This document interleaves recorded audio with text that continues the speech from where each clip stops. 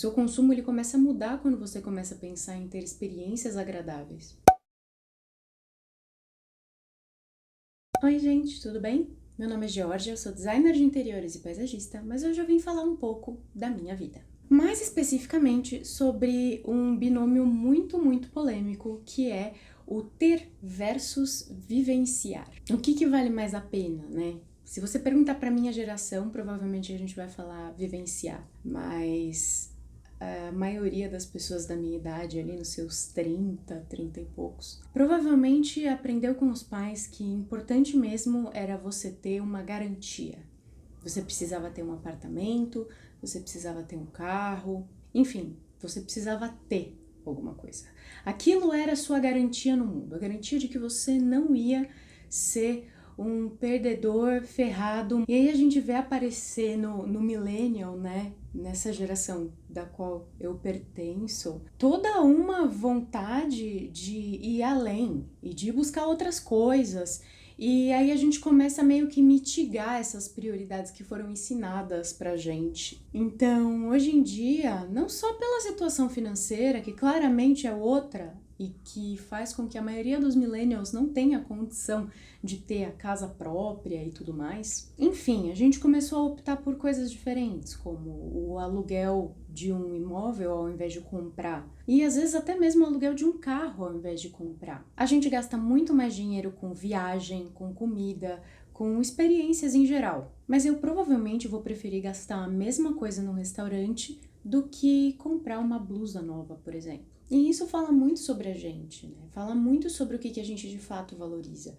A gente valoriza ter uma vida interessante e não morrer rico. Eu acho que todo mundo ali em torno da minha idade, um pouco mais velho, um pouco mais novo, vai acabar concordando comigo no aspecto que a gente precisa aproveitar o caminho também. Vale a pena a gente começar a considerar as coisas dessa forma. Vale a pena a gente gastar o nosso dinheiro de uma forma que seja muito mais focada com tornar a nossa estrada, a nossa viagem mais agradável. E isso nem sempre vai incluir a gente trabalhar por 14 horas por dia para ganhar uma fortuna, morrer com um monte de dinheiro no banco, porque você não teve tempo para gastar. Enfim, o que eu vim falar para vocês de verdade sobre essa situação do ter e do vivenciar é que esse tipo de raciocínio em busca de experiências é muito mais sustentável para o meio ambiente. E ele reduz consideravelmente o nosso consumismo. Né? O nosso consumo de produtos, as nossas compras, elas vão diminuir consideravelmente se a gente começar a pensar que mais interessante é a gente ter uma experiência legal. E eu sei que na atual conjuntura não tá muito fácil a gente falar, nossa, eu vou num restaurante, ou eu vou pular de bungee jump. Eu entendo. Com essa pandemia ficou muito difícil, né? A gente viver essa vida cheia e plena, com experiências legais e se divertir. A gente não consegue nem ver nossos amigos, né? Mas ainda assim existem muitas coisas em que a gente pode acabar gastando dinheiro que são muito mais focadas em experiências do que em posses. É o caso dos streamings, dos cursos online, inclusive até das festas online que o pessoal faz. É o caso de comprar um jogo para jogar com a sua família ou um quebra-cabeça para você fazer em casa. O seu consumo ele começa a mudar quando você começa a pensar em ter experiências agradáveis. Uma coisa que eu nunca entendi é o pessoal que resolveu fazer compra de roupa na pandemia. Porque eu praticamente não uso roupa, assim, nenhum. Não, eu uso roupa. Mas eu uso um monte de roupa de ficar em casa. Eu preciso sair 1 vez, 2 vezes por semana no máximo. Seja para trabalho, para mercado, para emergências. Eu não saio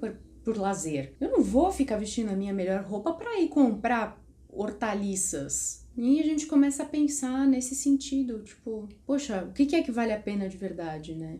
Na própria pandemia a gente pensa isso. Não adianta, você pode ter tudo no mundo. Se você não tem amigo pra conversar, pra fazer uma videochamada, né? É um toque de realidade. Mas você comprando experiências, você gastando com experiências, você definitivamente se torna uma pessoa automaticamente sustentável. Bom, mais sustentável.